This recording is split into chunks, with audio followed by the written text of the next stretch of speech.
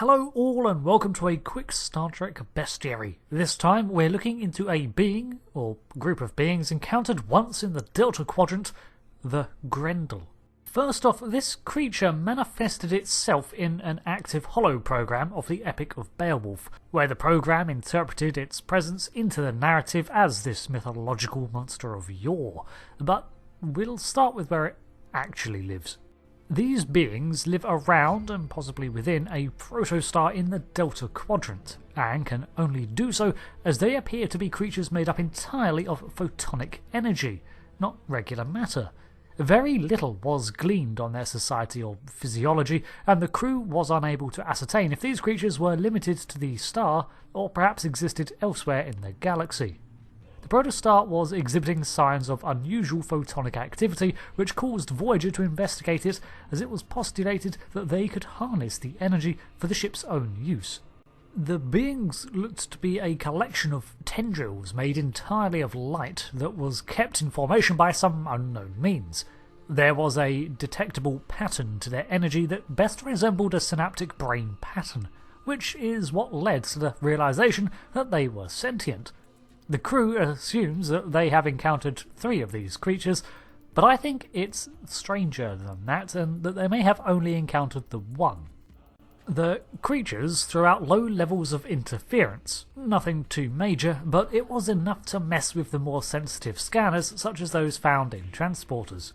Additionally, their blinding light made them hard to make out and look at, and they could emit a screeching sound. When the crew initially took samples from the star, which turned out to be these photonic lifeforms, they failed to beam one up, which ended up being dispersed throughout numerous ships' systems as it broke through an annular confinement beam.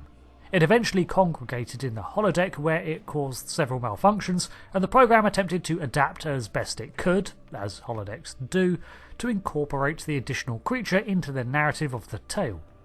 The 2 smaller samples were contained, however, and these showed no signs of activity. When the crew attempted to overlay the synaptic pattern they had observed from the Grendel onto one of the smaller samples, one sprang to life, broke through the containment and fled the ship. I suspect that the energy in the containers was but a fragment of the greater, and only when it had the patterns of neural activity forced upon it did it literally spring to life, and in a state of consciousness, whereupon it fled in fear. As creatures of pure energy, their ability to break down mild containment fields is evident, but they did avoid stronger security fields. Their touch could also throw off magnetic fields that disrupted a hologram's integrity, but it could likewise impart enough force to pierce a starship's hull. On top of this, they had the ability to translate matter into photonic energy in much the same way as a transporter beam converts matter, and they were capable of preserving the bioelectrical signal of a person in the same way as a pattern buffer. This was the fate of several crew members of Voyager, who were then returned unharmed and no worse off for their experiences. They did have a craft or some sort of sanctuary that was described as a photonic lattice that was briefly detected by Voyager when a creature returned to it, and it seemed to be an artificial construct in orbit of the protostar. However, aside from a brief detection, it was completely invisible to both the eye and ship sensors. I would assume such creations are made using their photonic conversion ability and are originally fueled by the matter of the protostar itself. As creatures of light, it's entirely possible that they can travel at luminal speeds, but whether or not that is enough to be interstellar is unknown. Certainly they would need some faster-than-light ability to travel greater distances, akin to warp drive, but we don't even know their lifetimes. 1,000 years to get to a single star might be no big deal for them. The species seemed benign, and only acted against the crew after they inadvertently abducted other photonic lifeforms, or perhaps pieces of the whole thing. When returned, the Grendel likewise returned the crew from their photonic bioelectrical states from its nearby lattice, also suggesting some undetected communication ability between the 2. Unfortunately, while other photonic beings were encountered again, these particular ones remained elusive. I find it ironic that such a creature should end up in the role of the Grendel. The poem describes it as a creature of darkness, and the holonovel itself says it shuns light and laughter, attacking the hall only at night when it's more difficult to be caught.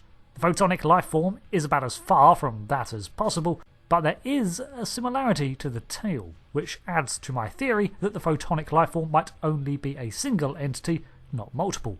In the original tale, the hero, Beowulf, wakes to find the Grendel having already devoured one of his retinue, and responds by tearing off its limb, causing the beast to flee, where it returns to its lair and bleeds out. The arm was kept and displayed as proof of the kill, and I think is subverted in this episode of Voyager. The transporters of the ship, I think, inadvertently sever a piece of the photonic lifeform, in a parallel of Beowulf dismembering the Grendel. But in a Star Trek twist of understanding over monster slaying, those severed segments are returned, by a physician no less, and the creature healed, where it then retreats on its own. An alternate end for a creature that was also physically the opposite of the Grendel from the poem. Alternatively still, perhaps it's the crew of Voyager who are the real Grendel. After all, they snatched up the first lifeforms with the intent to consume them for ship's energy, and it was the creature who took the arm of the Doctor, chasing him away. Just an observation I thought was fun. Thanks for watching this video on the Grendel lifeform from Star Trek, and I hope to see you back for another video, Trek or otherwise. I've been Rick, and I'll see you again. Thanks again, and goodbye.